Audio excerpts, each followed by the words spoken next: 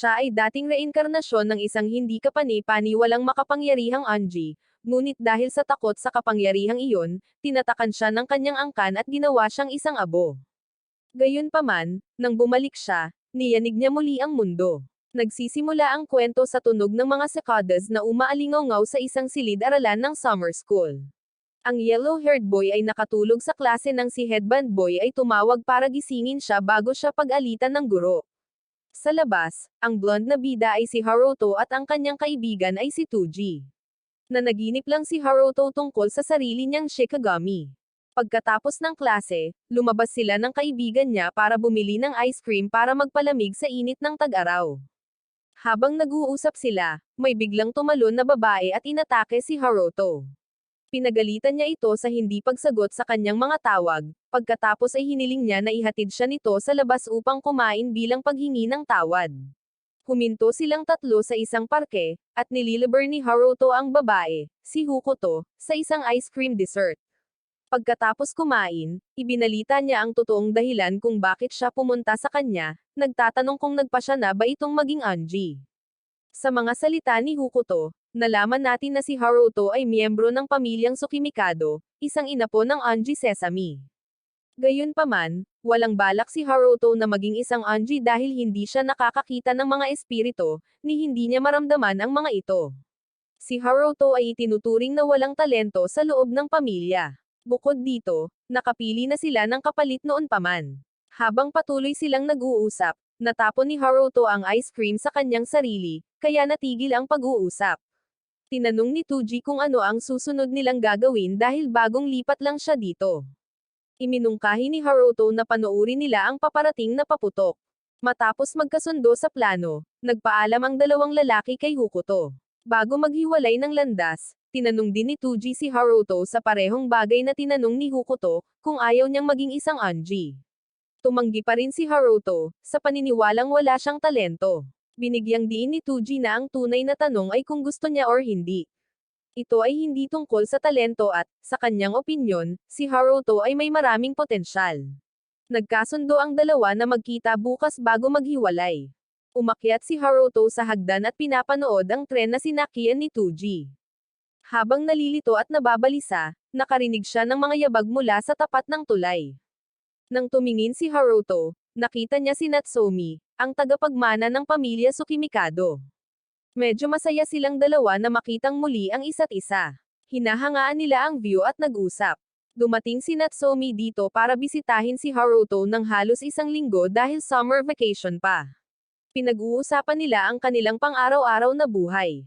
Si Haruto, mula sa isang branch family, ay maginhawang namumuhay habang si Natsume mula sa pangunahing pamilya ay abala. Minsan naiingit siya sa pamumuhay ni Haruto. Nang marinig iyon, humingi ng paumanhin si Haruto sa pagiging walang silbi, ngunit hindi iyon sinasadya ni Natsume. Nagkaroon ng maliit na pagtatalo ang dalawa na nagtapos kay Haruto na hindi sinasadyang ipahayag na si Natsume ay hindi maganda, lubos na nagpabigla sa kanya at bigla na lang siyang umalis. Kinabukasan, pumunta si Tuji sa bahay ni Haruto. Ang ulat ng balita sa TV ay nagpagulat sa boses ni Tuji. Ito ay tungkol sa isang espiritong sakuna na nangyayari sa Shibuya, na mabilis na nalutas ng isang malakas na Anji. Alam pa ni Tuji na ang taong ito ay isa sa 12 makalangit na general. Nakita ni Haruto kung gaano ka-tense ang mga pangyayari sa Tokyo at sinabi nito na hindi nakakagulat na bumalik si Natsume dito para magpahinga. Pagkatapos ay sinabi niya kay Tuji ang tungkol sa kanyang sitwasyon. Ang mga miyembro ng pamilya ng sangay ay nagiging Shikigami para sa pangunahing pamilya. Sinasamantala ni Tuji ang pagkakataong himukin si Haruto na seryosong pag-isipang muli ang pagiging Anji. Nang gabing iyon, dumalo ang dalawang lalaki sa isang festival. Iniisip talaga ni Haruto ang sinabi ni Tuji. Sa sandaling iyon, nagpakita si Hokuto na nakasuot ng yukata, na nagpapamangha kay Haruto. Habang nahihiya ang dalawa, inaanyayahan silang dalawa ni Tuji na mag-enjoy sa festival. Kumain sila, naglalaro, at pagkatapos ay huminto si Hokuto sa isang shooting booth. Gusto niyang makuha ni Haruto ang kahon na iyon. Ayaw niyang mag-pout ng ganoon, humakbang siya sa hamon. Ngunit pagkatapos gumastos ng 1,000 yen, hindi pa rin niya nagawang masuot ang kahon. Isang shot na lang ang natitira, nakatutok na siya ng husto. Habang siya ay maingat na naglalayon, si Hokuto ay sumandal at bumulong sa kanyang tainga na kapag nataman niya ang target, ikikis siya nito. Nagulat, hinailan ni Haruto ang gatilyo at nataman ang kahon. Tuwang-tuwa si Hokuto at tuluyang nakalimutan ang sinabi niya, na iniwan si Haruto na nabigla pa rin. Ang premyo ay lumalabas na isang larwang bula. Ngunit ang talagang gusto ni Hokuto ay ang laso na nakakabit dito. Itinali niya ito sa kanyang buhok, na lalong nagpaganda, at hindi maalis ang tingin ni Haruto sa kanya. Nagpatuloy sila sa kasiyahan pagkatapos. Hindi kalayuan sa kinaroroonan ng tatlo, may isang nakaistilong damit na babae ang namamasyal sa mga stall ng festival. Sa halip na gumamit ng pera upang bumili ng mga bagay, nagbayad siya gamit ang isang itim na card. Samantala, umakyat ang grupo ni Haruto sa dambana sa burol. Doon, isinulat ni Hokuto ang kanyang hiling na maging Anji si Haruto. Nang makita niya iyon ay nalungkot siya. Ang bawat isa ay patuloy na nagsisikap na magpasya sa kanyang buhay para sa kanya. Ang gusto lang niya ay mamuhay ng mapayapa sa kanayunan at magsaya kasama niya at ni Tuji. Gayunpaman, nais ni Hokuto na siya ay maging isang Anji. Hindi gustong makipagtalo sa kanya, inihagis ni Haruto ang wish card ni Hokuto sa lupa bilang pagtutol. Nasaktan, tumakbo siya ng luhaan. Si Tuji, na medyo humanga sa pananakit ni Haruto sa dalawang babae sa loob lamang ng 2 araw, ay bumantong hininga at tinanong kung kailangan niyang suntukin si Haruto para makaalis siya at humingi ng tawad kay Hokuto. Tinanong siya pabalik ni Haruto, ganun ba talaga kahirap makuha ang isang mapayapang buhay? Maya-maya lang ay nagpakita ang misteryosong babae, at inimbitahan niya ang dalawa na maging test subject niya. Kaagad na itinulak ni Tuji ang lahat ng responsibilidad kay Haruto, sinabing siya ay mula sa isang sikat na pamilya. Alam ni Tuji na hindi ordinaryo ang babaeng ito. Si Suzuka, isa sa 12 makalangit na general, ay tiyak na walang iba. Ngayon, siya ay dumating upang muling likhain ang isang malakas na ipinagbabawal na spell na minsang ginawa ni Yako, ang pinuno ng pamilyang Tsukimikado, na kilala bilang Grand Spirit Summoning Ritual, Taisen Fakan. Habang papalapit siya sa kanila, ang katahimikan ay biglang binasag ng ugong ng mga truck. Dumating ang 3 sasakyan na nakapalibot sa tatlo. Mula sa kanila, naglabas ang mga ahente ng mga swallows na may dalang mga anteng-anteng upang bumuo ng isang hadlang. Sila ay mula sa Bureau of Magical Investigation, doon upang arestuhin si Suzuka dahil sa hinihinalang paggamit ng ipinagbabawal na salamangka. Inis sa gulo, ipinatawag ni Suzuka ang isang corpse controller. Nagpakawala ito ng libu-libong anteng-anteng na umiikot upang makabuo ng kakon, pagkatapos ay lumikha ng baha na tinangay ang lahat. Nahuli niya si Haruto at sa sandaling iyon, sumugod si Hokuto matapos marinig ang kaguluhan. Habang tumatakbo siya, tinatawag ang pangalan ni Haruto, napagtanto ni Suzuka na mali siya ng taong nakuha. Kailangan niya si Natsume, hindi isang branch family boy. Nag-iwan siya ng mensahe para salubungin siya ni Natsume, or puputulan niya ang 2 asset ng lalaking ito. Hindi tumitigil doon, nang napagtanto niya ang nararamdaman ni Hokuto, pilit na kinas ni Suzuka si Haruto sa kanyang harapan tapos umalis na siya. Tumakbo si Haruto papunta kay Hokuto, na ngayon ay nasa sakit at kawalan ng pag-asa. Nagsimulang tumulo ang kanyang mga luha, at kahit anong pilit ni Haruto na magpaliwanag, hinding-hindi maghihilom ang kanyang puso. Sa mga sumunod na araw, huminto si Hokuto sa pagpasok sa paaralan at hindi siya makontak ni Haruto. Samantala, nagpadala siya ng mensahe kay Natsume. Kasabay nito, binanggit ni Tuji ang ritual na binanggit ni Suzuka, Tannen Fakan, ang Grand Spirit Summoning, isang pamamaraan ng nakakatakot na kapangyarihan. Marami sa Anji ang naniniwala na sinubukan ni Yako na gamitin ito para buhayin ang sarili. Mula doon, nahulaan ni Tuji na gustong gamitin ni Suzuka ang ritual upang ibalik ang isang tao mula sa mga sawi. At kung ang taong iyon ay si Yako, ang mundo ay muling magugulo. Baka sinusubukan niyang gamitin ang Tsukimikado na si Natsume. Maya-maya lang ay nagring ang phone. Sinuri ito ni Haruto at si Natsume iyon. Nagkita ang dalawa sa isang kafe kahit tag-ulan. Pagkatapos ng maikling palitan, isiniwalat ni Natsume kung bakit siya dumating. Ang altar na ginamit para sa ritual ng Taken Fakan ay matatagpuan dito sa bundok sa likod ng pangunahing ari-arian ng pamilya, isang lugar na tinatawag na Miyama. Kailangang gawin ni Suzuka ang ritual doon at si Natsume ay dumating upang protektahan ang altar. Napabuntong hininga si Haruto matapos itong marinig at sinabi sa kanyang nakababatang pinsan na bumalik sa Tokyo. Paprotektahan niya ang altar sa kanyang lugar. Aniya, dahil responsibilidad ito ng pamilya Tsukimikado, kaya bahagi rin siya nito. Kung si Suzuka ay habol si Natsume, mas mabuting bumalik siya sa Tokyo kung saan mapoprotektahan siya ng iba. Nang marinig ito ay bahagyang nabawasan ang kanyang pag-aalala. Nagsisimula ng gumanda ang mga bagay hanggang sa mabanggit ni Haruto na kinas siya ni Suzuka ng puwersahan, na ikinagalit ni Natsume. Sinubukan ni Haruto na ipaliwanag ito at iligtas ang sitwasyon. Ngunit biglang tumama ang matinding sakit sa kanyang tiyan. Mula sa kanyang bibig ay lumabas ang isang anteng-anteng na wasp. Diretso itong lumipad patungo kay Natsume at pinabagsak siya. Naubos ang kanyang espiritual na enerhiya. Nang matapos ito, lumipad ito. Mabilis na sinugod ni Haruto si Natsume pabalik sa main house. Ayon sa kanya, pupunta si Suzuka doon para gawin ang ritual. Kinailangan ni Natsume na makarating doon ng mabilis para magamit ang mga tool na maaaring maibalik ang kanyang espiritual na kapangyarihan. Sa taxi, tumawag si Tuji para ipaalam kay Haruto na nagkakagulo ang mga pulis at maraming sasakyan mula sa Bureau of Magical Investigation ang dumarating. Naghahanda silang hulihin si Suzuka. Iniulat ni Haruto ang kanyang panig ng sitwasyon kay Tuji, ngunit biglang nagpakita ang isang serye ng mga haligi ng tubig, na nagpaikot-ikot sa taxi at pinilit itong huminto. Dahil alam niyang nasa malapit si Suzuka, inutusan niya ang driver na ituloy si Natsume pabalik sa pangunahing bahay habang siya ang haharap sa kanya. Kasunod ng mga bakas ng labanan, nakita ni Haruto ang mga ahente mula sa bureau na nakapalibot kay Suzuka. Siya ay dahado, sinusubukang protektahan ang wasp habang nakikipaglaban sa parehong oras.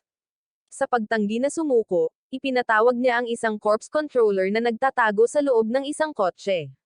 Ito ay mas malaki kaysa sa iba at isang welga lang mula dito ay maaaring sirain ang lahat.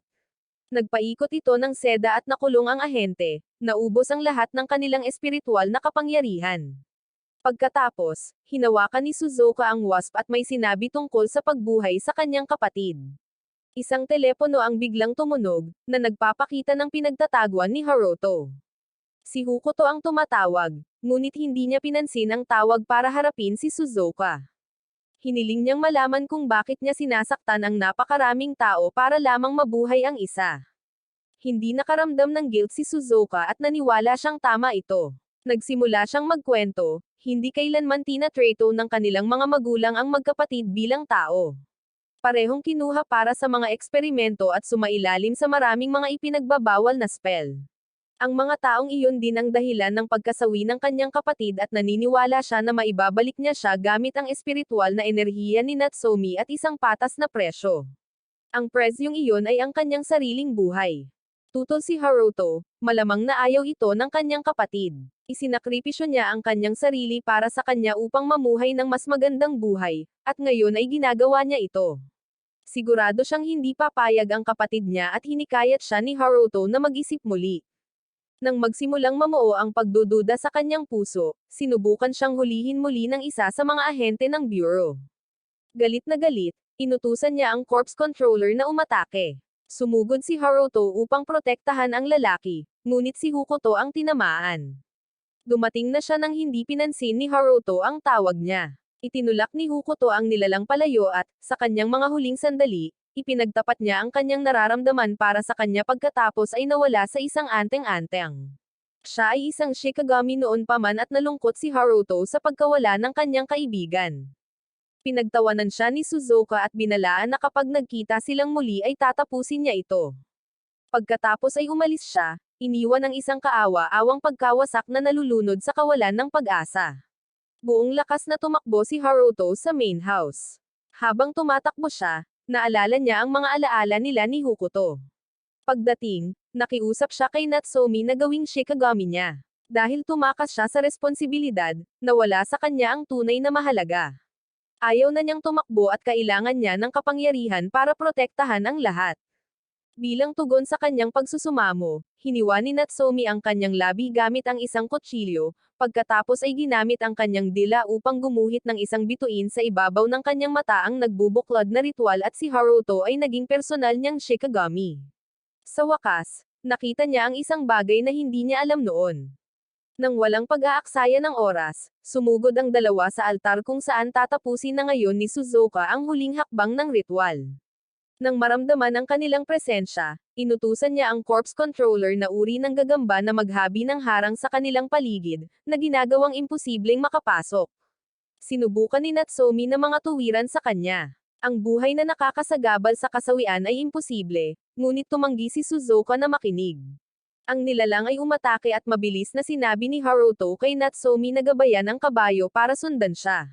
Pagkatapos ay ginamit niya ang kanyang espada upang putulin ang isang paa nito. Samantala, nagpatawag si Suzuka ng higit pang mga corpse controllers upang bumili ng oras. Habang nag-aaway ang dalawa, sinimulan ni Suzuka ang ritual. Dumagundong ang tunog ng mga tambol sa buong bundok. Nag-ambala sa altar, si Haruto ay pinatalsik sa kabayo ng isang corpse controller. Sa malagim na sandaling iyon, tinawag ni Natsomi si Hokuto upang iligtas siya. Isa itong dragon type na Shikigami na nagpoprotekta sa mga miyembro ng pamilyang Tsukimikado. Matapos sunggaban si Haruto at ibalik siya kay Natsomi, hindi nito pinansin ang mga utos niya at sumugod sa corpse controller. Paulit-ulit na nag-away ang dalawang halimaw. Matapos makuha si Haruto, ginamit ni Natsomi ang kanyang dugo para tanggalin ang kanyang taibak at ginawa itong isang banal na talim ng pagpaslang. Umabant sila at ibinaba ni Natsomi si Haruto mula sa kabayo upang labanan ang gagamba. Siya at ang banal na talim ay nagparalise sa nilalang. Para makasigurado, inakyat niya ang katawan nito at nakita ang core nito mula sa itaas. Sinira ito ni Natsomi sa pamamagitan ng isang shot mula sa kanyang pana. Nang matapos iyon, muling sumakay sina Haruto at Natsomi sa kabayo at sumakay sa altar, ngunit gumagana pa rin ang gagamba, at galit na galit itong sumugod sa kanila. Sa kabutihang palad, dumating ang dragon upang harapin ang gagamba, na nagbigay ng pagkakataon kay Natsomi na sumakay ng buong bilis sa kabayo. Pagdating pa lang niya, bago siya kumilos, pinaandar ni Suzuka ang isang anteng-anteng na nakakulong sa kanilang dalawa at pagkatapos ay ipinagpatuloy ang ritual. Ang sandaling pumasok ang bubuyog sa bangkay ay minarkahan ang pagtatapos ng ritual. Isang haligi ng liwanag ang nagpakita sa kalangitan, na sinamahan ng mga itim na projectiles. Nang mawala ang liwanag, natapos na ni Suzuka ang ritual sa kapatid. Ngunit saglit lang siyang natuwa bago siya sinimulang sakalin ng sariling kapatid. Ito ang halagang kailangang bayaran ni Suzuka, at tinanggap niya ito ng nakangiti. Si Haruto, bagamat puno ng galit kay Suzuka sa pagpaslang kay Hokuto, ay hindi makatayo at panoorin ang isang taong nasasawi sa kanyang harapan. Pinilit niyang kumawala at ginamit ang kanyang mga tainga upang alisin ang mga anteng-anteng, pinalaya si Natsomi, na pagkatapos ay tinanggal ang natitirang mga anteng-anteng mula kay Haruto. Walang pagkaantala, sumugod si Haruto upang salakayin ang kapatid ni Suzuka. Sa pamamagitan ng kanyang mga mata na Anji, nakita niya na ang kapatid ni Suzuka ay kinokontrol ng kung anong uri ng tali. Sinubukan itong putulin ni Haruto, ngunit hindi niya ito mahawakan. Sa kawalan ng pag-asa, ibinato niya ang kahon sa kanyang likuran, umaasa na ang kanyang mga ninuno ay magpapahiram ng kanilang lakas at isang pagsabog ang sumunod. Sa kanyang mga araw, nakita ni Haruto si Yako na nakikipag-usap sa isang Shikigami na nangakong maglilingkod sa kanya habang buhay. Pero bago pa niya marinig, ginaising na siya ni Natsomi. Gumamit siya ng spell para itulak ang lahat ng kaluluwa pabalik. Maya-maya, natapos na ang lahat. Tanging si Suzuka na lang ang natitira, umiiyak sa tabi ng bangkay ng kanyang kapatid. Nang makita siyang nasasaktan, ayaw na ni Haruto na maghiganti. Gayunpaman, nananatili pa rin ang sakit ng pagkawala ni Hokuto. Sinuri ni Natsomi ang talisman ni Hokuto at sinabing buhay pa ito. Si Hokuto ay isang uri ng interactive na Shikigami, ibig sabihin ay mayroon siyang controller at nasa malapit. Nang marinig ito, mas gamaan ang pakiramdam ni Haruto kaysa dati at umaasang muli siyang makikita balang araw. Kinabukasan, ikinwento ni Haruto ang mga pangyayari kay Tuji. Ang tanong ngayon ay, sino ang master ni Hokuto? Ipinaalam din ni Haruto kay Tuji na pupunta siya sa Tokyo dahil dapat manatiling malapit ang Shikigami sa kanilang master. Ibig sabihin, si Haruto ay mag-aaral sa Emoji Academy kasama si Natsume. Hindi nagtagal, dumating si Haruto sa Tokyo. Pagkaraan ng ilang sandali, dumating si Natsume para sunduin siya na nakadamit tulad ng isang lalaki, na tila isang tradisyon sa kanyang pamilya. Tila hindi naintindihan ni Haruto kung bakit, na siyang ikinainis ni Natsume. Sa sandaling iyon, dumating din si Tuji. Nag-enroll siya sa parehong akademya ni Haruto. Pagkatapos ng kalamidad sa Anji, nagkaroon si Tuji ng kakayahang makakita ng mga espiritu. Ipinakilala ni Haruto si Natsume kay Tuji, ngunit kilala na siya ni Tuji. Sinabi pa niyang magkasama silang tatlo noon at siya ang master ni Hokuto. Madalas na ginagamit ni Natsume si Hokuto para makipag-usap kay Haruto at ipahayag ang kanyang damdamin. Itinatago pa rin niya ang laso mula noong pumunta silang tatlo sa festival at mukhang hindi pa iyon napagtanto ni Haruto. Pagdating nila sa academy, si Haruto ay naatasan ng dorm room at binigyan ng school uniform. Pagkatapos magpalit ay pumunta na silang dalawa sa school. Sa loob, inakay sila ng isang pusa para makipagkita sa principal na si Mia. Sinabi niya sa kanila na dahil sa kanilang koneksyon kay Natsume, na napapabalitang reincarnation ni Yako, makakatanggap sila ng maraming hindi gustong atensyon sa paaralang ito. Si Yako ay orihinal na isang ordinaryong Anji na may parehong mabuti at masamang panig. Matapos mabaigo sa ritual ng Tannen Fakan, naganap ang isang sakuna ng espiritu, na nagdulot ng kahihiyan sa pamilya Tsukimikado.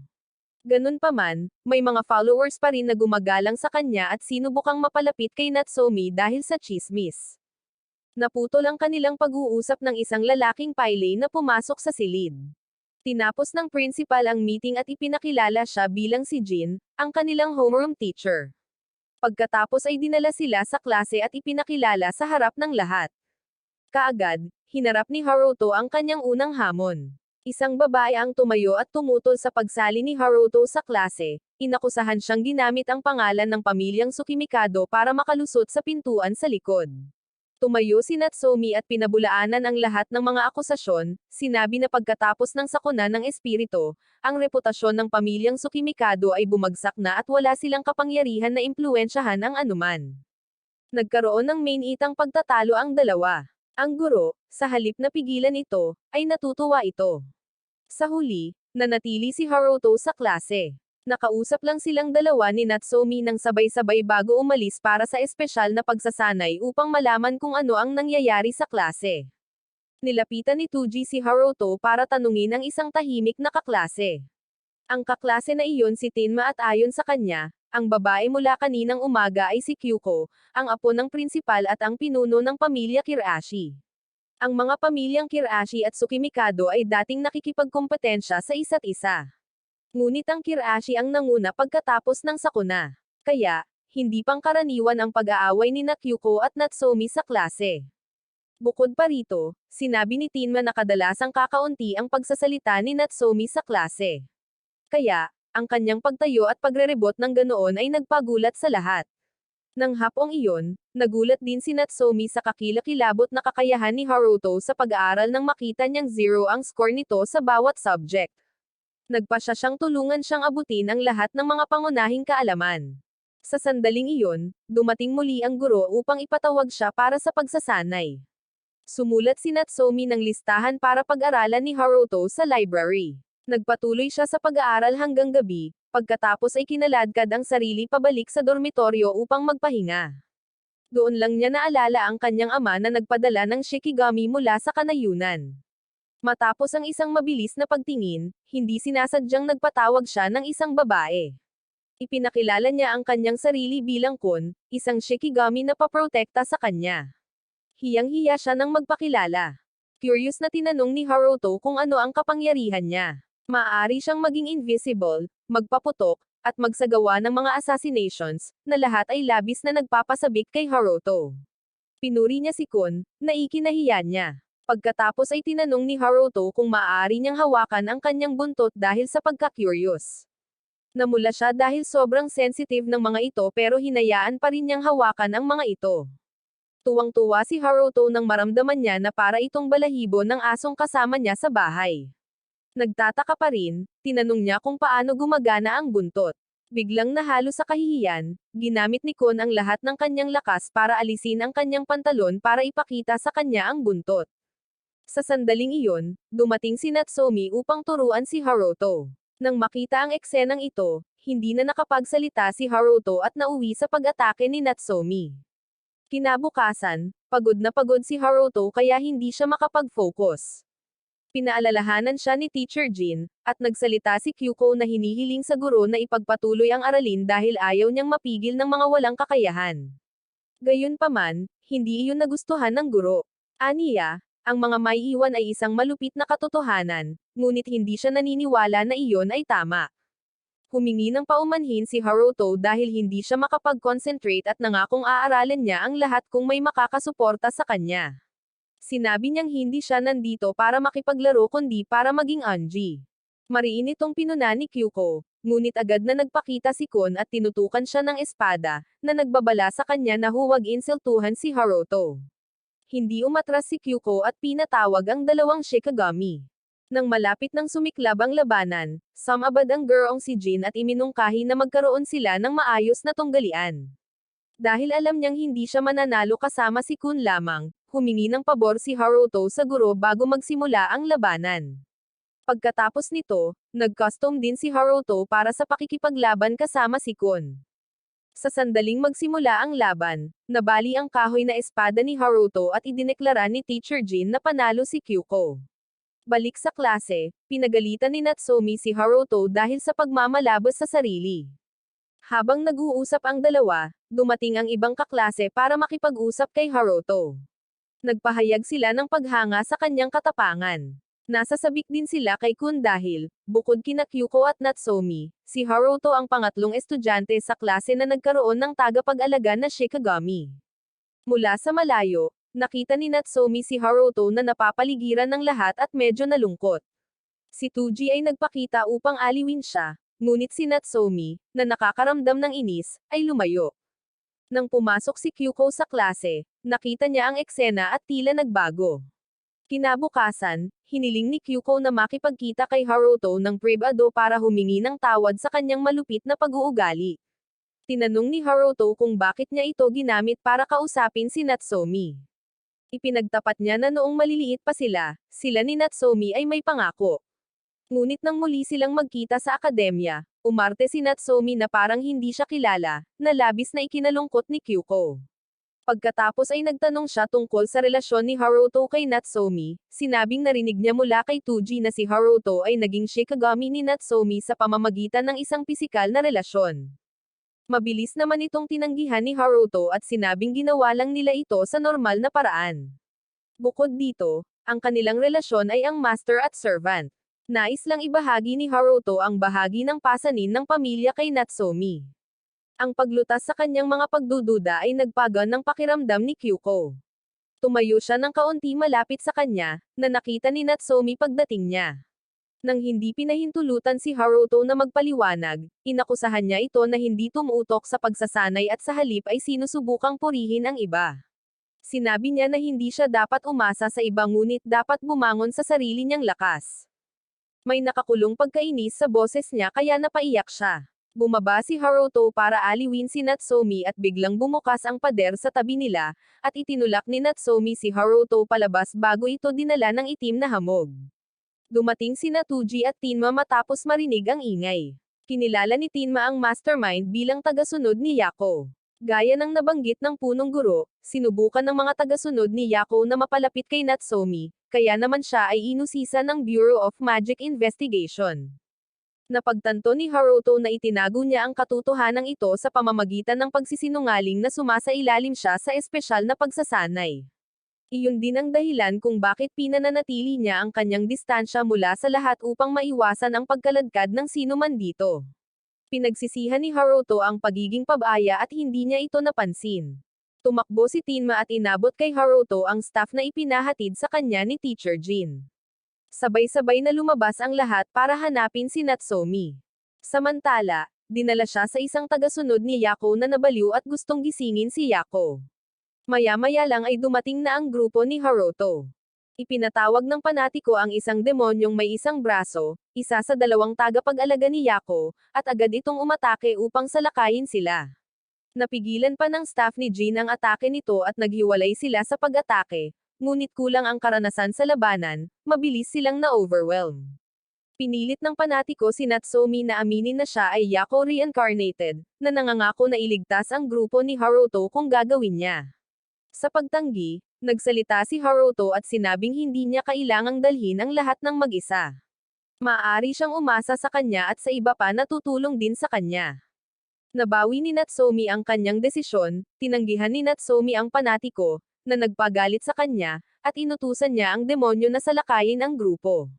Nagpatawag si Kyuko ng isang Shikigami para atakihin ang binti nito at pabagalin ito. Inabala ito ni Kun habang si Tenma ay gumagamit ng kuryente sa pag-atake. Nang bumaba ito, hinampas ni Haruto ang maskara nito, dahilan para mawalan ng kontrol ang demonyo. Nataranta ang panatiko at tumakas. Mabilis na pinalaya ni Haruto si Natsomi at ipinatawag niya si Hokuto upang tapusin ang demonyo at tapusin ang labanan. Pagkatapos ng lahat, nagpasalamat si Natsomi sa lahat sa pagligtas sa kanya. Mabilis na sinuri ni Tuji ang anteng-anteng na nakadikit sa mata ng demonyo at iniulat na ito ay peke. Kung ito ay ang tunay na isa, wala silang pagkakataong manalo. Si Kyuko ay tinuturuan din ngayon si Haruto. Tungkol naman kay Natsomi, lumipat siya sa katabi na silid ni Haruto dahil gusto niyang umasa sa kanya gaya ng sinabi nito. Gayun din, habang naglilipat ng mga gamit, nalaman ni Haruto na gusto ni Kyuko si Natsomi. Napagkamalan pa rin siguro niyang lalaki siya dahil sa pananamit niya at kailangang aminin ni Haruto na medyo nakakagulat iyon. Isang araw, ang dorm supervisor ay gumagawa ng isang nakagawiyang inspection at casual na nakikipagkwentuhan nang bigla silang makarinig ng kakaibang ingay. Nagtataka, pinuntahan nila ito at nakitang inaalisan ni Haruto si Natsomi. Ito ay isang nakakagulat na pagtuklas tungkol sa isang dapat na magpartner na lalaki. Mabilis silang kumuha ng litrato at narinig ng ibang mga babae ang kaguluhan at dumating upang makita, na nasaksihan ang parehong bagay, at isang masamang tsismis ang nagsimulang kumalat. Sa cafeteria, narinig ni Tuji ang tsismis at dapat ipinaliwanag ng dalawang taong pinag-uusapan ang sitwasyon. Sa totoo lang, ang lahat ay dahil sa isang sakuna sa shared bathroom na humahantong sa eksenang iyon. Ngayon ang mga lalaki ay natatakot na lumapit sa kanila habang ang mga babae ay tuwang-tuwa na nagpapadala sa dalawa. Ang lahat ay dahil sa boyish na paraan ng pananamit ni Natsomi. Maya-maya, naging boring na ang tsismis. Iminungkahi ni Haruto na lumabas sila sa kanilang day off at gusto niya ng pahinga mula sa lahat ng pag-aaral at pagsasanay. Hindi makakasali si Tuji dahil sa pagiging abala kaya sina Haruto at Natsomi na lang. Lihim siyang natuwa dahil parang date ito. Noong linggo, pumunta ang dalawa sa downtown. Nais bumili ni Haruto ng ilang damit at mas gusto niya ang mga second-hand shop dahil wala siyang masyadong pera para sa mga bago. Tinanong niya si Natsomi kung alam niya ang anumang lugar, ngunit hindi niya alam. Karaniwang ino-order niya ang lahat online. Nang marinig iyon, napabuntong hininga si Haruto at bamulong na sana si Tuji na lang ang inimbitahan niya. Ang kanyang komento ay hindi sinasadyang nakasakit sa pagmamataas ni Natsomi. Pagkatapos ay pinilit niyang kunin siya para maghanap ng isa. Gayunpaman, nauwi sila sa paglalakad hanggang sa gabi na walang tunay na patutunguhan. Iminungkahi ni Haruto na tapusin ang lakad, ngunit matigas na hinayla siya ni Natsomi. Sa sandaling iyon, lumingga-lingga si Haruto sa paligid at napansin niyang may mali. Mabilis niyang hinayla pabalik si Natsomi at pumasok na sila sa distrito ng Love Hotel. Nang mapagtanto niya ay namula ang mukha niya sa kahihiyan. Ang kanyang damdamin ay lumipat mula sa kahihiyan hanggang sa pagkadismaya. Akala niya magiging totoong date nilang dalawa ito, pero naging ganito. Ang pagbagsak ng ulan ay nagdagdag ng huling dampi ng kawalan ng pag-asa sa puso ni Natsomi. Sinubukan ni Haruto na aliwin ang kanyang childhood friend, ngunit kailangang umalis ang dalawa nang marinig nila ang boses ng dalawang dorm supervisor na papalapit dahil may nagtip sa kanila na nasa malapit sina Haruto at Natsomi. Nang walang mapagtatagwan, tumakbo sila sa isang malapit na love hotel, isang napaka-awkward na sitwasyon. Binuksan ni Haruto ang TV, ngunit nagpapakita lamang ito ng mga pelikulang pang-adulto, na ikinagulat niya. Kaya't iniba niya ang usapan, sinabing ang makapag-spend ng oras na mag-isa kay Natsomi ngayon ay talagang masaya siya kahit na wala silang masyadong ginawa. Nang marinig iyon, natuwa rin si Natsomi. Nang makita ang kanyang katawan na basang-basa ng ulan, sinabihan siya ni Haruto na magpalit ng damit bago siya siponin, ngunit hindi niya naintindihan at naisip niyang gusto nitong gawin ang ganoong bagay, at sinabing maliligo muna siya. Habang ang dalawa ay nahuli sa isang awkward na mood, si Kon ay biglang nagpakita na may malamig at bahagyang selos na boses. Ipinaalam niya sa kanila na hinahanap sila ng Shikigami, na kabilang kina Tenma at Kyuko, ang dalawang dorm supervisor na hindi sumuko at humingi ng tulong. Nataranta si Haruto, iniisip na kapag nahuli sila, matatapos na ang buhay estudyante niya. Tiniyak sa kanya ni Natsomi na kakayanin niya ang kanilang Shikigami. Nang sila ay gamaan ang loob, si Kon ay nagsisisi na inihayag na siya ay nakita ni Mr. Jin at napadaan lang siya. Matapos marinig ang kwento, nagpasya siyang tulungan sila sa pamamagitan ng pagpapatawag ng 6 pang Shikigami para mapabilis ang paghahanap. Si Natsomi, na ngayon ay nagpanik, ay naglagay ng harang, kahit na hindi siya kumpiyansa na ito ay sapat na upang makatakas. Habang ang gulat ay naging kawalan ng pag-asa, isang pangalan ang pumasok sa isip ni Haruto. Tinawagan niya si Tuji para humingi ng tulong. Tinunto ni Tuji ang address sa hotel at umalis kasama si Natsomi habang si Haruto ay pumunta sa kabilang direksyon. Dinala ni Tuji si Natsomi para makipagkita sa grupo ni Jin, kunwari ay nakasalubong sila na nagkataon. Maya-maya, nagkunwaring dumating din si Haruto. At ganoon nga, muntik na lang silang makita na magkasama sa hotel. Ngunit hindi lubos, bumalik si Kon at sinabing naiwan ni Haruto ang kanyang tuwalya at hairbrush sa hotel. Iba ang tingin sa kanya ng lahat, ang lalaking ito ay hindi lamang malupit sa babae at nagustuhan din niya ang maliliit na babae. Sa puntong ito, walang nagligtas sa kanya. Ang bawat isa ay nanatili sa kanilang distansya at walang gustong tumulong kay Haruto sa isang ito. Bumalik na ang Shikigami ni Jin at humarap siya sa panatiko na dumukot kay Natsomi. Ang utak sa likod ng lahat ng ito ay nagpahayag ng kanyang sarili at nagpadala ng mga tao upang harapin si Haruto. 6 na buwan na ang lumipas mula nang mag-enroll si Haruto. Nagsisimula na sila ngayon ng mga pagsusulit at si Haruto ay nag-aral araw at gabi hanggang sa pagod na pagod, kahit na tila wala namang pumapasok sa utak. Gusto siyang tulungan ni Kon na mandaya, ngunit pinigilan siya ni Natsomi. Nang matapos ang written test, nalungkot si Haruto dahil hindi niya masagot ang isang tanong. Sinabi ni Natsomi na maaari pa silang mailigtas dahil may praktikal na pagsusulit. At sa katunayan, si Haruto ay gumawa ng kahangahangang pagunlad sa nakalipas na 6 na buwan. Sa praktikal, siya at si Kon ay nagsama upang talunin ang dalawa sa Shikigami ni Kyuko. Para naman kay Tuji, mag-isa siyang pinatawag para makipagkita sa principal. Sinabi niya sa kanya na binigyan siya ng espesyal na prioridad para sa paparating na pagsusulit dahil ang akademya ay muling gagawa ng nakaraang spirit disaster para dalisayan ng mga estudyante. Bilang isang taong minsang naging biktima, pipiliin si Tuji na lumahok. Samantala, ang misteryosong matandang nagngangalang Duman ay naghahanda na rin ng mga tao para sa paparating na pagsusulit. Sa ibang lugar, nakipagkita si Mr. Jin kay Chief Amami, na nagpakilala sa kanya sa isang lalaking nagngangalang Hirata, ang kanyang kahalili, sa pagsisiyasat sa kapahamakan ng espiritu. Upang linawin, ang kaganapang iyon ay itinuturing na isang pag-atake ng tulisan gamit ang isang espiritual na sakuna na kilala bilang Grand Purge, na isinagawa ng sindikato gamit ang isang hukbo ng mga necromancer. Nasawi na ang pinunong si Shido, ngunit nanatiling aktibo ang sindikato hanggang ngayon. Nagtatrabaho sila ngayon sa isang napakalaking balangkas. Ang isang sospek na nagngangalang D ay nakipag-ugnayan kamakailan sa sindikato, isang makapangyarihang figure sa mga necromancer na nagngangalang Chihiro. Kasabay nito, malapit nang kumain si Haruto pagkatapos ng lahat ng matinding pag-aaral. Ngunit bago pa man siya makakain, dumating si Natsomi at pinigilan siya, sinabing walang pagkain hanggang matapos siyang mag-aral. Inihayag ni Kon ang kanyang sama ng loob, na nagdulot ng pagtatalo sa pagitan ng dalawa. Dahil sa pagkadismaya, napahampas si Haruto ng buntot ni Kon at tumingin sa bintana sa gusali sa kabilang kalye, kung saan nakita niya si Tuji na malalim ang iniisip. Noong gabing iyon, pinag-isipan ni Tuji ang sinabi ng principal.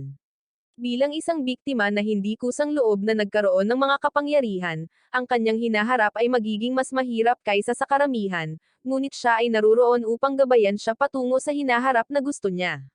Pagkatapos, bumisita si Haruto. Katatapos lang niyang mag-review kay Natsume at tinanong ni Haruto kung kumusta na si Tuji nitong mga nakaraang araw. Tiniyak sa kanya ni Tuji na maayos pa rin siya at nananatiling kontrolado ang kanyang espiritual na enerhiya dahil sa gamot mula sa ama ni Haruto. Nang marinig iyon, medyo gamaan ang pakiramdam ni Haruto. Pagkaraan ng ilang sandali ay umalis si Haruto upang magpahinga at maghanda para sa pagsusulit kinabukasan. Binati rin niya si Tuji ng good luck sa kanyang bahagi. Kinabukasan, dinala ang lahat ng estudyante sa purification testing site. Si Natsume, na may espesyal na katayuan, ay hindi kailangang lumahok.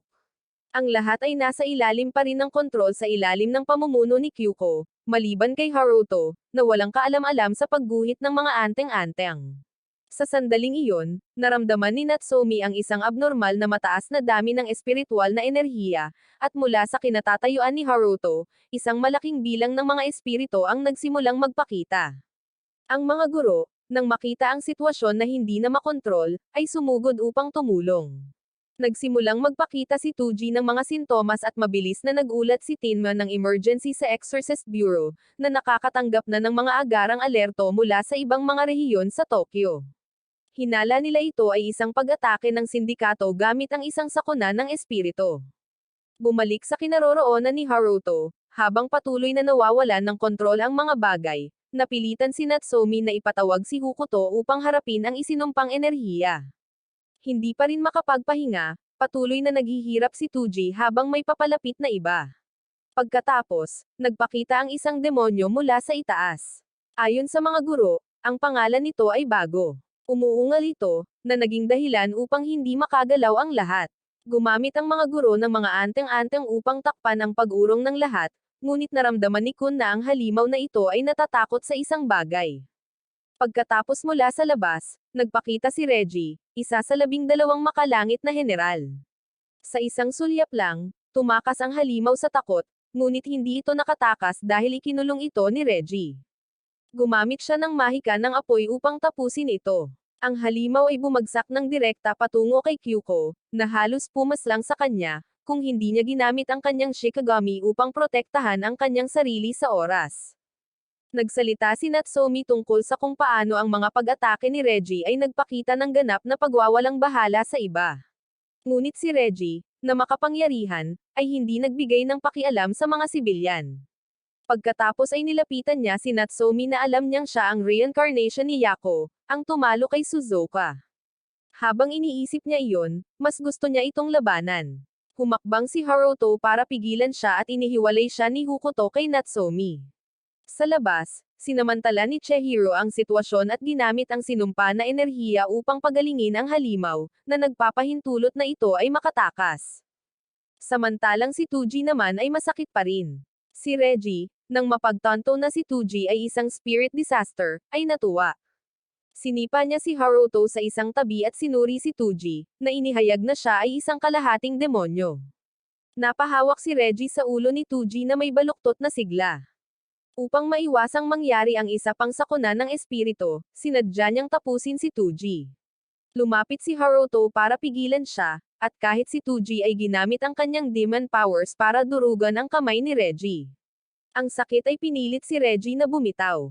Sumali si Natsume sa labanan upang suportahan ang kanyang dalawang kaibigan.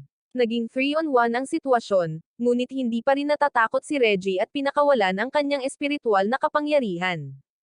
Sa sandaling iyon, nagpakita ang dalawang uwak, na pumipigil sa kanya na lumaban pa. Dumating ang isa pang miyembro ng 12 makalangit na general. Ipinaalam sa kanila ng dalawang uwak na hinayaan ni Reggie na makatakas ang halimaw. Inutusan ng nakamotorsiklong lalaki si Reggie na sundan ito. Bago umalis, sinabi ni Reggie na naalala niya ang kanilang 3 pangalan, pagkatapos ay nawala. Pagkatapos, mabilis na dinala ni Haruto si Tuji sa ospital para magamot. Humingi ng tawad si Haruto sa paglihim nito sa kanila. Kahit na si Tuji ay isang kalahating demonyo, siya ay ginagamot at ngayon ay matatag, hindi na kumikilos tulad ng isang demonyo. Maya-maya ay pinatawag sila ng principal. Habang kino-question ng gurong si Jean si Chief Amami, sinisisi ang pagkakasangkot ni Reggie sa paggulo sa lahat ng kanilang mga plano. Inaasahan na rin ito ng hepe dahil ang sakuna na ito ay kinasasangkutan ng 4 na halimaw na nagpapakita sa 2 sa tarangkahan ng kaharian ng demonyo at 2 sa tarangkahang pabalik. Sa ngayon, 2 pa lang ang naasikaso at ang 2 pa ay nakatakas. Upang tumugon, ginamit muli ng Exorcist Bureau ang diskarte mula sa 2 taon na ang nakakaraan, gamit ang Shikigami mula sa angkan ng Tsukimikado upang akitin ang halimaw na palabas. Tutol si Kyuko sa kanyang lola, ngunit sinabi ng prinsipal na nakasalalay pa rin kay Natsume kung sila ay magpapatuloy or hindi. Matapos pag-isipang mabuti, nagpa siya si Natsume na sumama sa iminungkahing plano. Tapos nagring yung phone at nakatanggap ang prinsipal ng mabuti at masamang balita. Una, nagkamalay si Tuji pero ang masamang balita ay nakatakas siya. Sinabi niya na tila nalilito at nababalisa pa rin siya. Pagkalabas ng principal's office, inutusan ni Natsume si Haruto na hanapin si Tuji. Magiging maayos daw siya basta lahat ay kasama niya. Agad na umalis si Haruto kasama si Tenma para hanapin si Tuji. At para naman sa grupo ni Natsume, muli nilang nakita ang motor guy, na nagpakilalang si Zenjiro, isang independent sa Anji. Siya ang magsisilbing bodyguard niya sa proseso ng pag-akit ng halimaw. Habang nagsasalita, isiniwalat din niya na si Teacher Jin ay isa talaga sa 12 makalangit na general, maliban na siya ay nagretiro. Sa sandaling iyon, pumasok si Hirata, sasama rin siya sa kanila. Sa hindi malamang dahilan, nang tumingin si Natsume kay Hirata, nagkaroon siya ng kakaibang pakiramdam na parang ang mga tagasunod ni Yako. Samantala, ang grupo ni Haruto ay nakipaghiwalay kay Kon at Tenma na hahanapin si Tuji. Kailangan nilang maabot siya bago siya mawalan ng kontrol. Habang tumatakbo, hindi lumingon si Haruto at di sinasadyang nabunggo niya ang isang grupo ng mga lasing na tulisan. Sinubukan niyang umatras, ngunit tumanggi silang pakawalan siya. Nang maging mahirap ang mga bagay, isang lalaking may tila mapatla ang buhok ang nagpakita at iniligtas siya. Ang mga tulisan, na napagtanto na sila ay walang kalaban-laban, ay piniling lumayo. Mabilis na tinanong ni Haruto ang lalaki kung may nakita siyang kaedad niya na nakasuot ng kaparehong school uniform. Itinuro ng lalaki ang isang direksyon, at nagpasalamat si Haruto sa kanya at tumakbo upang maghanap. Bumalik sa grupo ni Natsume, nakarating na siya sa lugar ng ritual.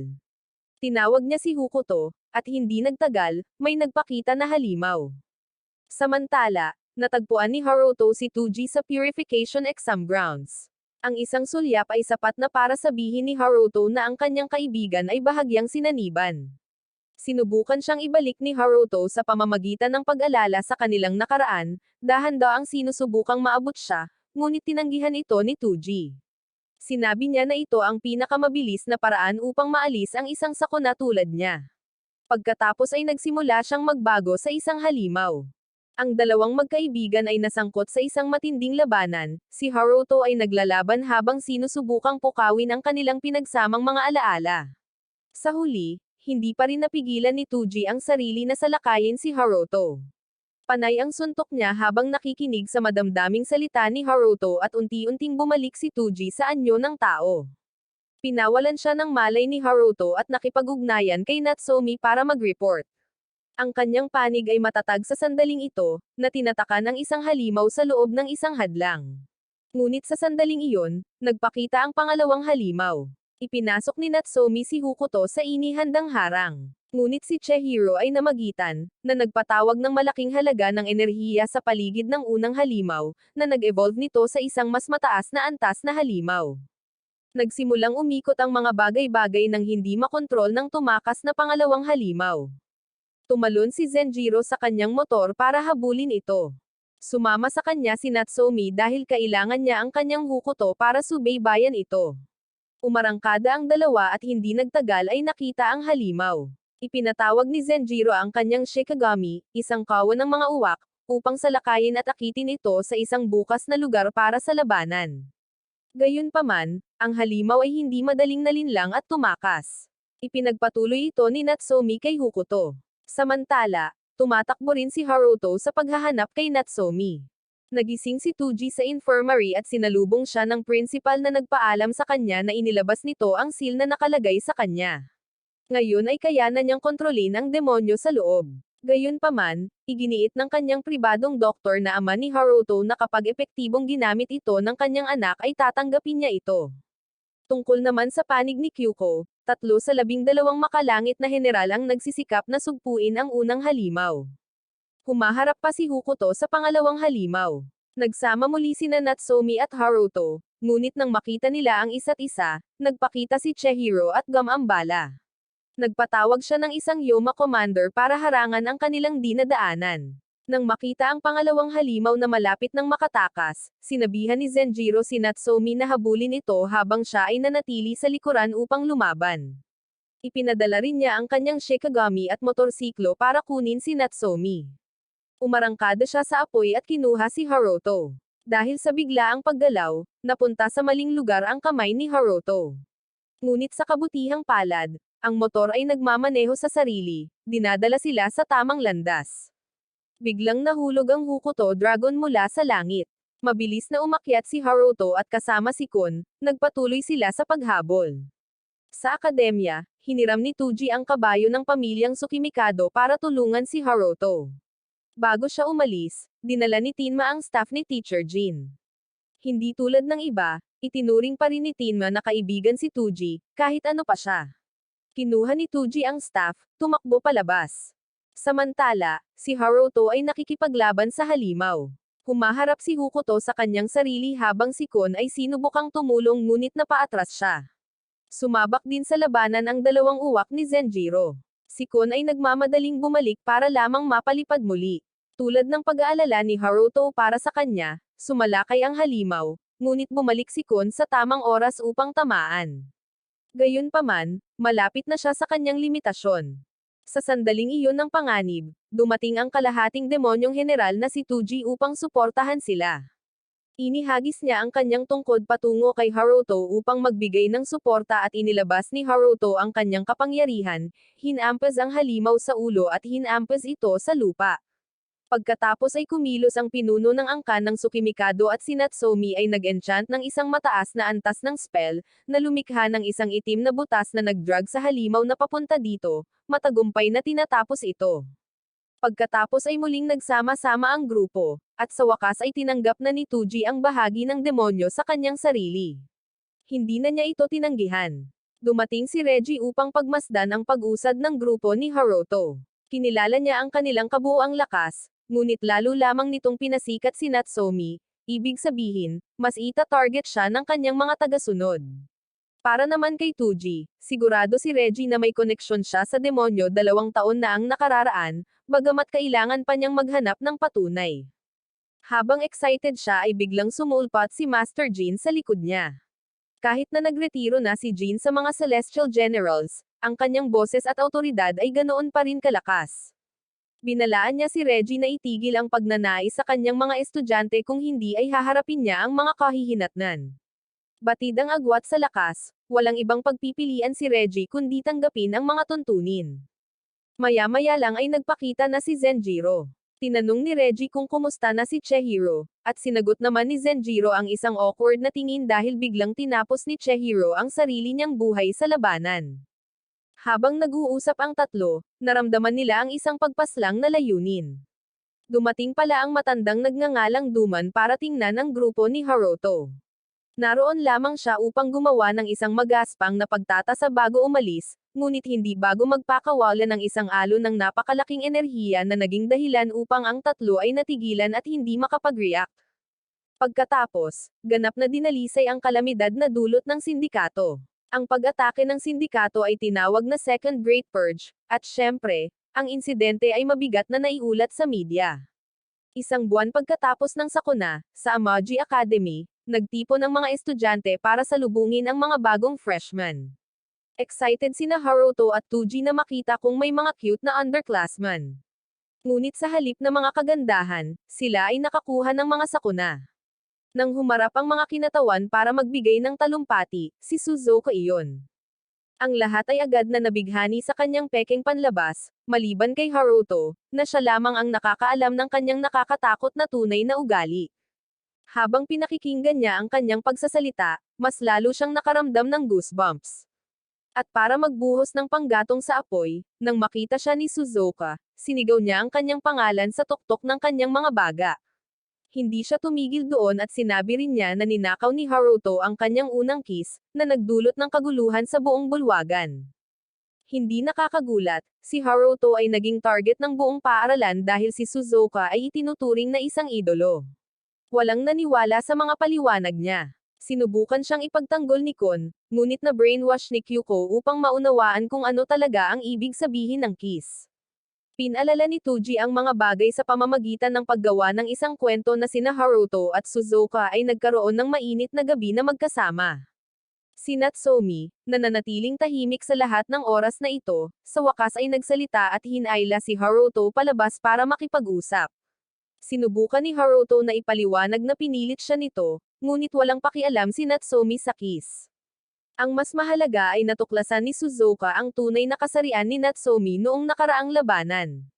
Natakot si Natsume na ikakalat niya ito, na makakasira sa kanyang reputasyon.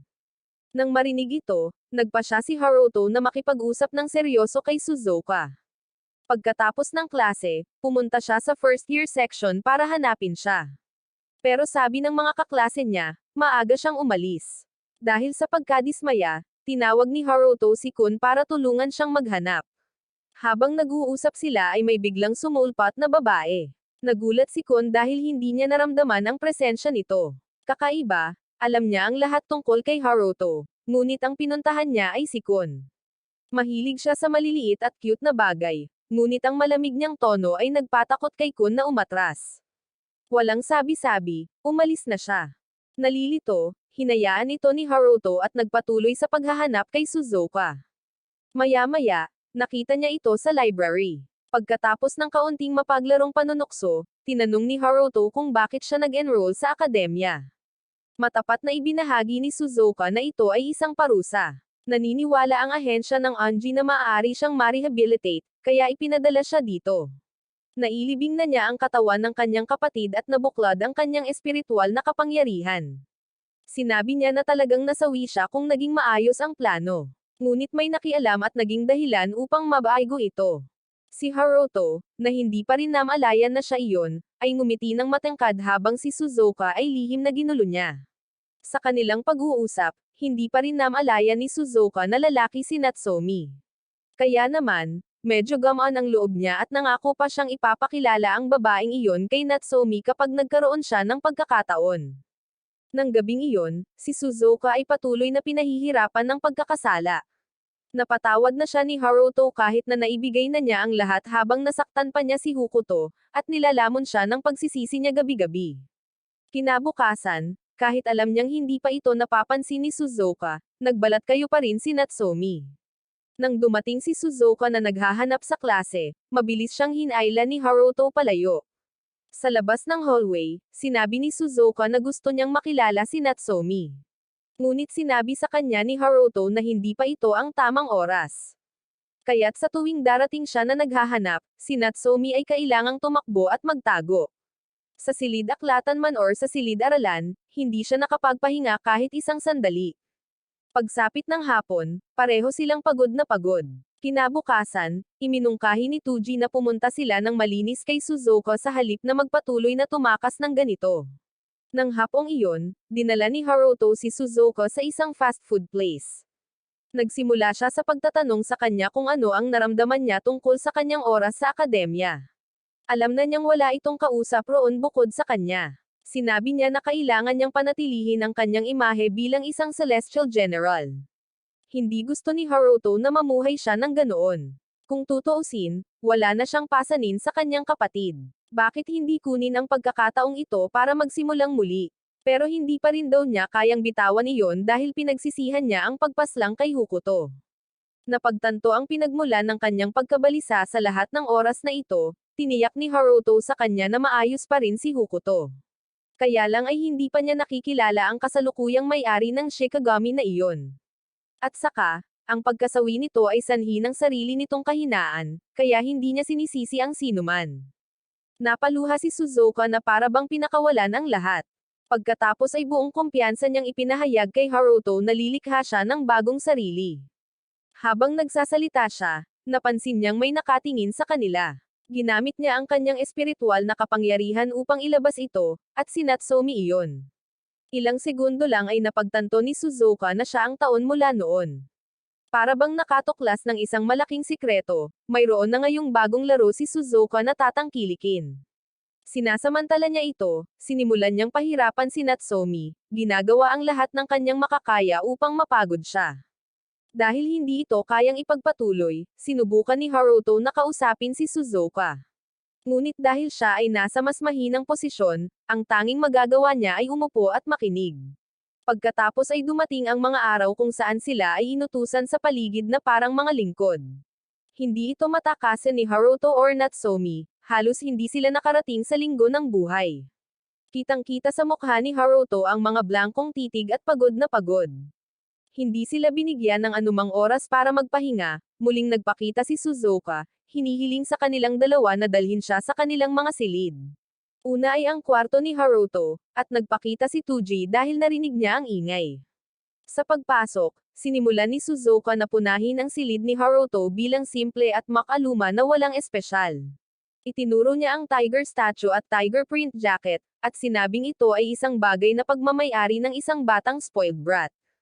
Sa pagkainip, nagpa siya si Suzuka na lumipat sa silid ni Natsume. Naturally, hindi ito maaaring payagan. Sinubukan ni Natsume na tumakbo ngunit mabilis itong nahuli ni Suzuka. Matapos itali si Natsume gamit ang spell, pumasok ang tatlong usyosong tao sa kanyang silid. Ito ay syempre sa ilalim ng mataas na antas ng seguridad, ngunit iyon ay walang kahulugan para kay Suzuka. Madali niyang ginamit ang kanyang mga kakayahan bilang isang Anji upang i-unlock ito. Sa loob, nagulat silang tatlo dahil masyado itong normal kumpara sa matinding reaksyon ni Natsume. Naghihinala pa rin, iminungkahi ni Suzuka na suriin nila ang lugar. Nakuha ang kanyang atensyon sa wardrobe, na may mas mataas na antas ng security spell kaysa sa pasukan. Tuwang-tuwa, sinimulan itong i-unlock ni Suzuka. Nang makita kung gaano ka-intense ang mga bagay, umalis sina Haruto at Tuji. Sa labas, desperadong gumapang si Natsume para pigilan sila. Ipinatawag ni Haruto si Kun para palayain siya. Sa sandaling maputol ang mga tali, hinawakan ni Natsume si Kun at inihagis ito ng diretsyo kay Suzuka, na naging sanhi ng pagsabog ng silid. Hindi tumigil doon, ipinatawag ni Natsume si Hokuto upang itaboy ang lahat. Kinaumagahan ng magising si Haruto, nakita niya si Kun na nakahiga sa tabi niya.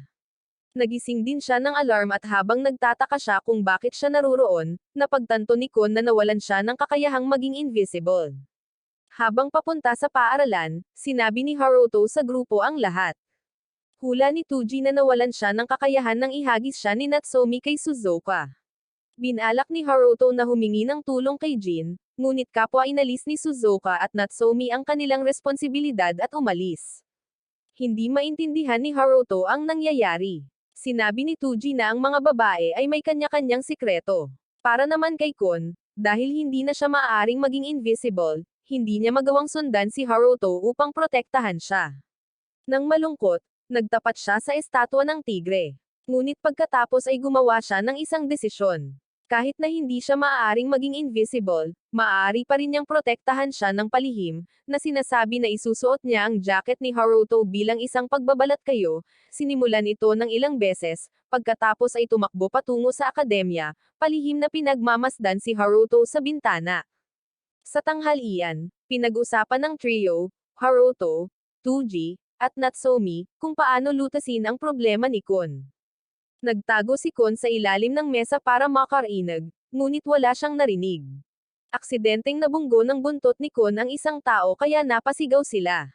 Nagsimula ang gulat nang tumakbo si Kun sa paligid, na bumangga sa mas maraming tao. Tumakbo siya palabas ng gusali at nasulyapan ng ilang estudyante ang parang tigre. Pinlano ni Kun na umuwi, ngunit sa daan, muli niyang nabangga si Tenma. Dahil ayaw na niyang magkaroon pa ng gulo, pinabagsak niya ito. Ang ingay ay nagudyok sa mga mag-aaral sa labas upang mag-imbestiga, at muli, nasulyapan nila ang tila isang tigre. Unti-unti, nagsimulang maniwala ang lahat na ito ay isang tunay na tigre, at kumalat ang takot. Naglabas ng emergency announcement ang paaralan at maging ang Exorcism Bureau at Zenjiro ay sumugod sa pinangyarihan.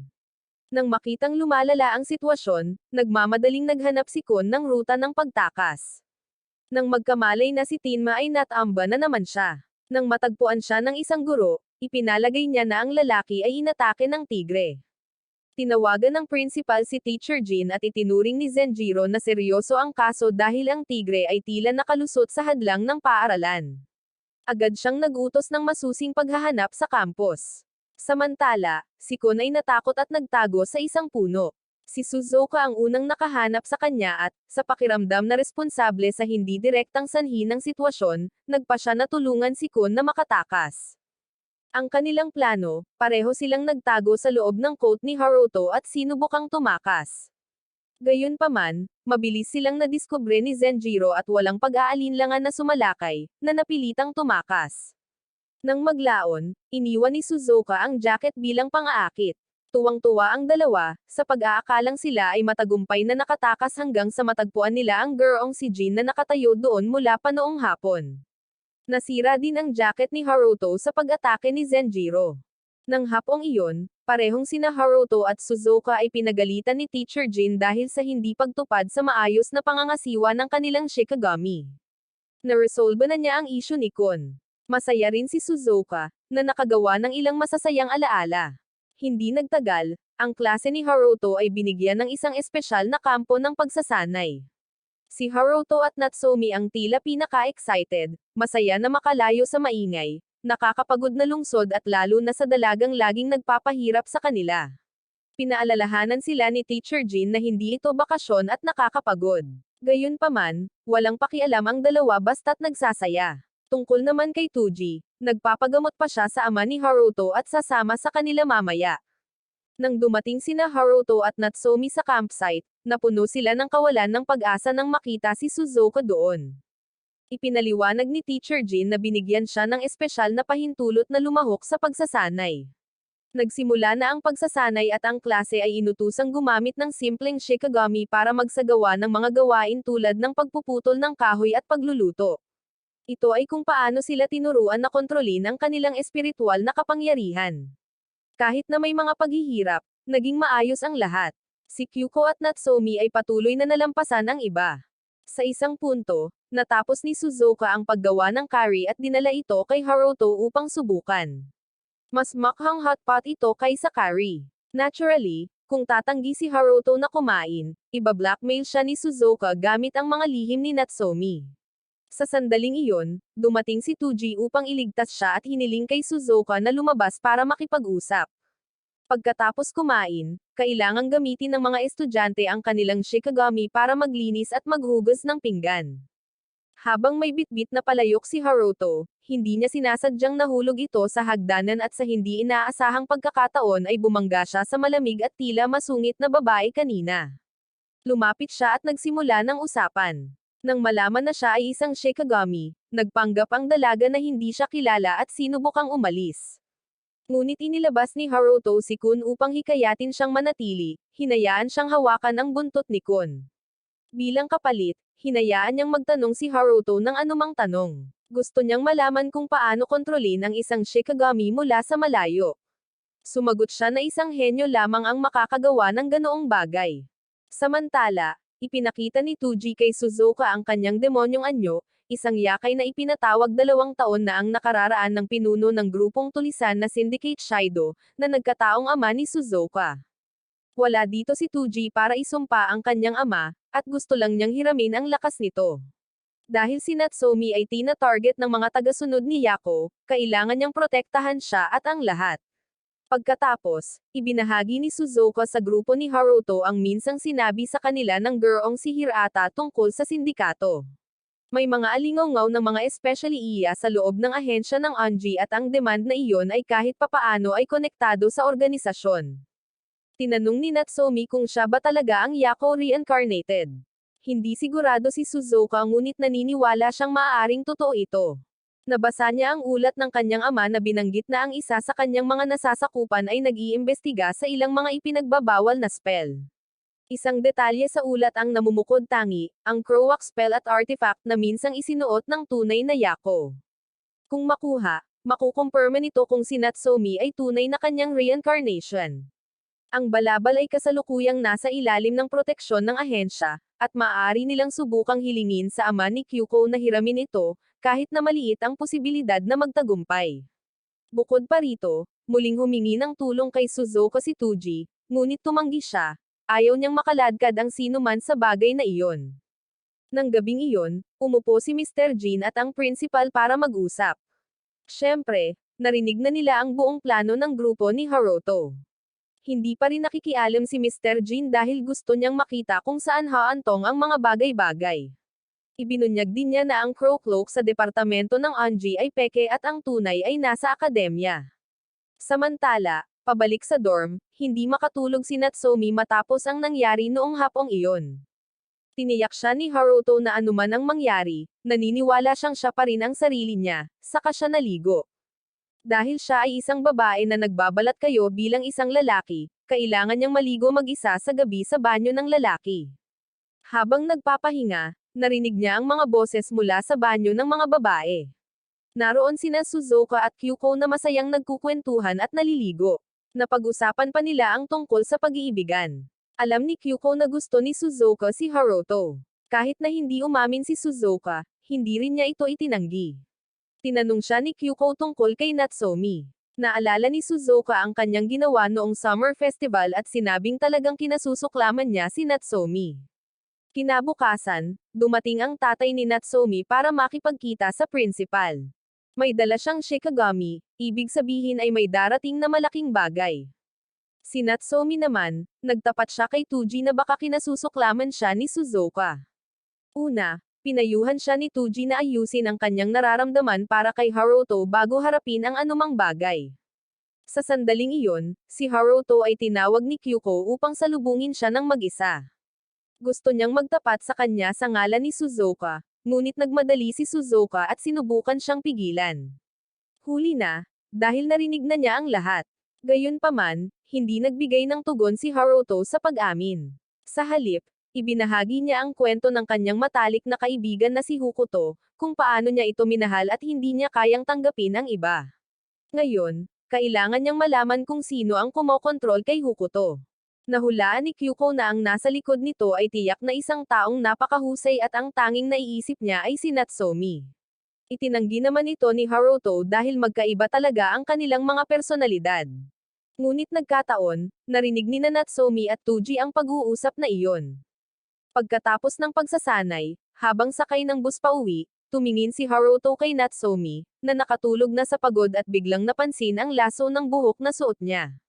Parang pamilyar na pamilyar. Sa mga sumunod na araw, patuloy na iniisip ni Haruto si Hokuto. At pagkatapos ay nagsimulang magpakita ang imahe ni Natsomi sa kanyang mga iniisip. Unti-unti niyang tinanggap ang katotohanan, ngunit hindi pa rin naglakas loob na harapin ng diretso si Natsimim. Sa pagkakita sa kanyang kaibigan na patuloy na iniiwasan ang mga bagay na tulad nito, alam ni Tuji na walang uusad. Kaya naman, napagdesisyonan niyang pilitin ang dalawa na direktang pag-usapan ang mga bagay-bagay. Pagkatapos ng klase, sabay-sabay na umalis ang buong grupo, maliban kay Tenma, na kusang umalis.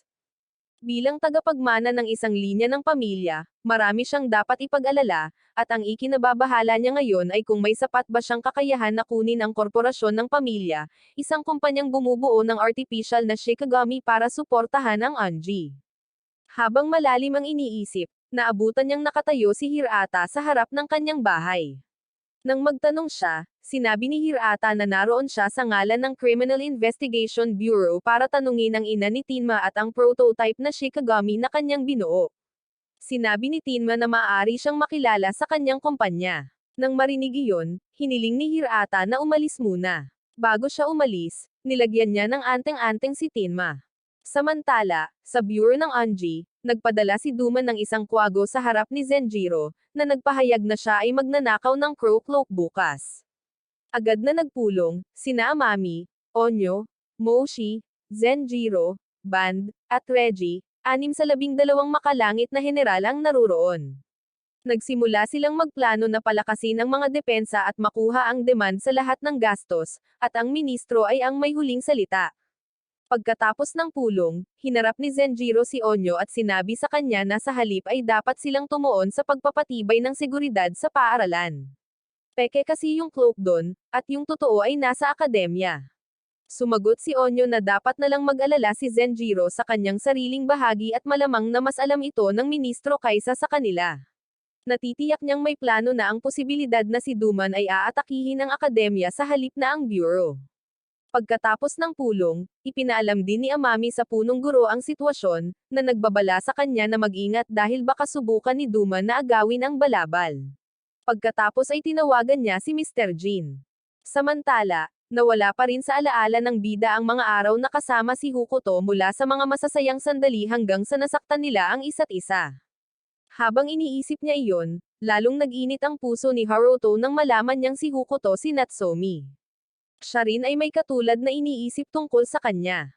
Napagdesisyonan nilang dalawa na ipaliwanag nila ang lahat sa isa't isa kinabukasan.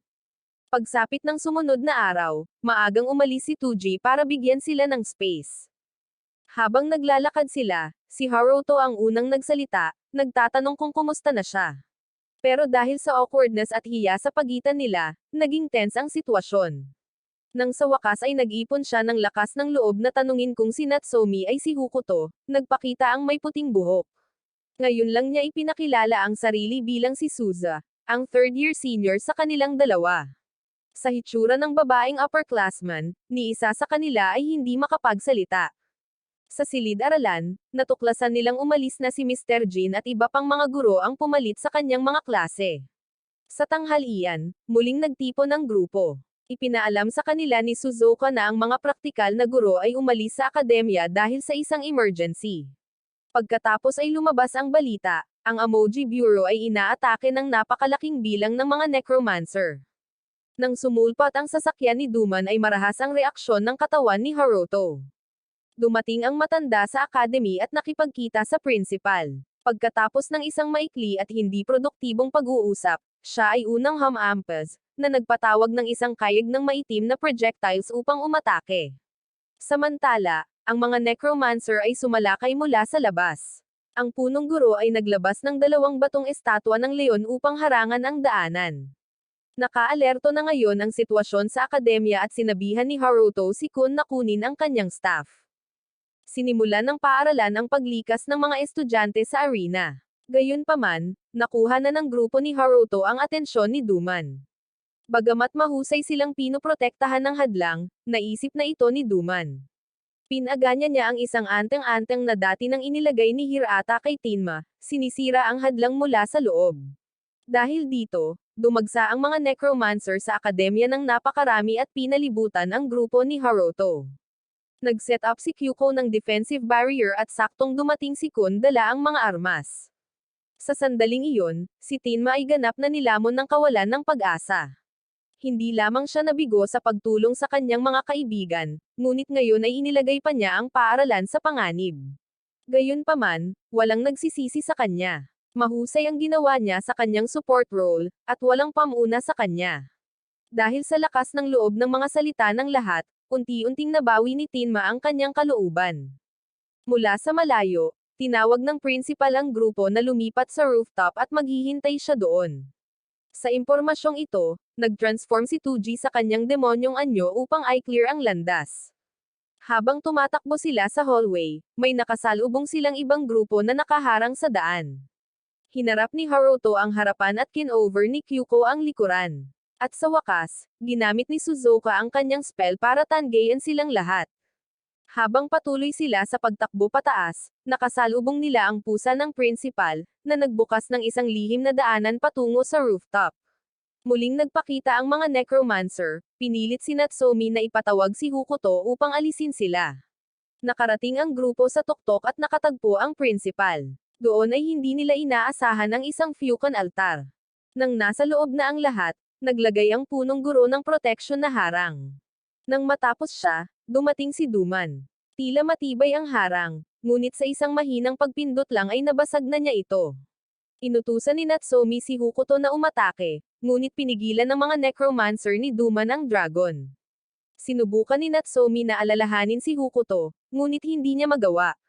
Kinuha niya ang lahat ng espiritual na enerhiya nito.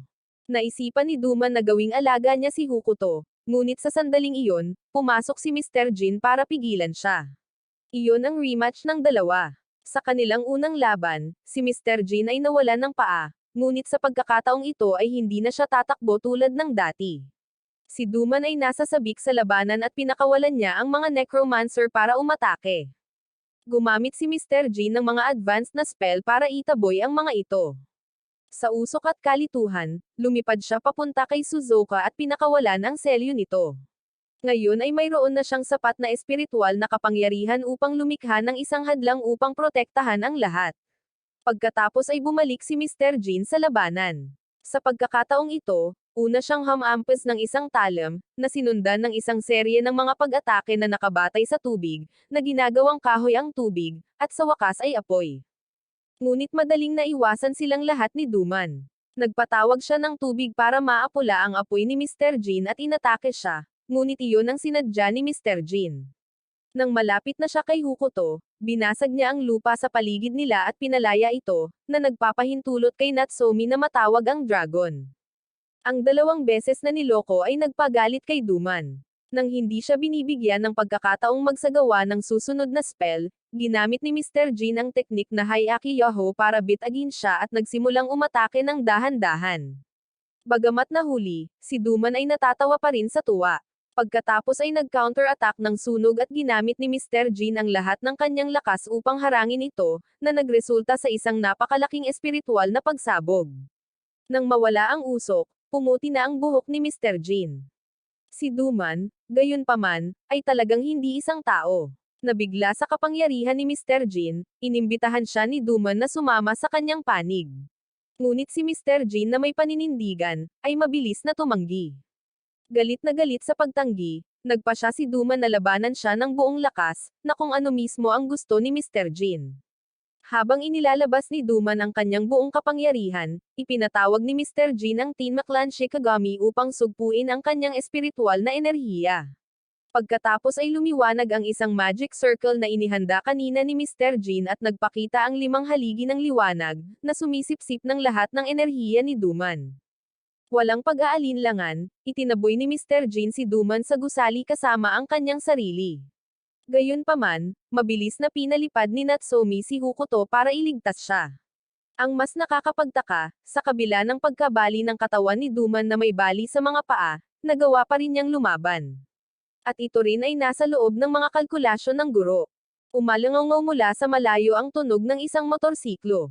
Nandoon si Zenjiro mula pa noong umaga, sumisigaw ng spell habang umaarangkada siya, naghatid ng isang pangwakas na atake na nagpaputol kay Duman. Sa puntong ito, umiral lamang si Duman bilang isang espiritual na anyo. Nagpasalamat ang magkabilang panig sa labanan. Pagkatapos ay sinabi ni Zenjiro na kung pumayag si Duman na sagutin ang ilang mga katanungan, makakatulong sila sa pagbuhay sa kanya. Gayunpaman, bago pa man niya may buka ang kanyang bibig ay sumabog na ang kanyang buong katawan. Nag-activate si Hirata ng teknik mula sa malayo para tuluyang burahin siya. Pagkatapos ng insidenteng ito, dinala si Mr. Jin sa ospital. Kahit na misteryosong nawasak si Duman, ang Crow Cloak ay kinuha pa rin ng ama ni Natsomi. Dahil ang akademya ay inaayos, ang mga mag-aaral ay ipinadala sa ahensya ng Onji para sa pagsasanay, ibig sabihin ay tuturuan na sila ng mga propesyonal. Kahit tapos na ang labanan, nananatili pa rin sa loob ni Haruto ang nag-aalab na excitement ng labanan.